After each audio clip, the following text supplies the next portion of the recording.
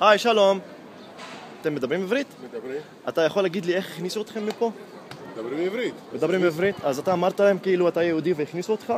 משהו כזה? אני מקומי, אז הכניסו. כי נוצרים לא נותנים להם להיכנס, והיום זה החג של הנוצרים. כן. במקרה הכניסו אתכם בקלות, נכון? כן. טוב, אוקיי, חג שמח, ביי.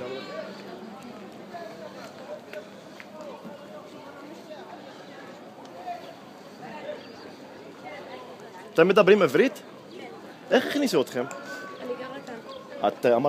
אמרת להם? את אמרת להם שאת יהודייה והכניסו אותך? כאילו משהו כזה? אני גרה בעיר העתיקה, אני תושבת. אוקיי. טוב, תנסי. אוקיי. מה הולך פה בדיוק? לא נותנים לנוצרים להיכנס, והיום זה החג של הנוצרים, ולא נותנים להם. כי הם נוצרים, יהודים נכנסים, אין בעיה. מה את חושבת על זה? זה לא בסדר, נכון? בסדר. זה אמור להיות לכולם, לא רק ליהודים. נכון, סבבה. אוקיי.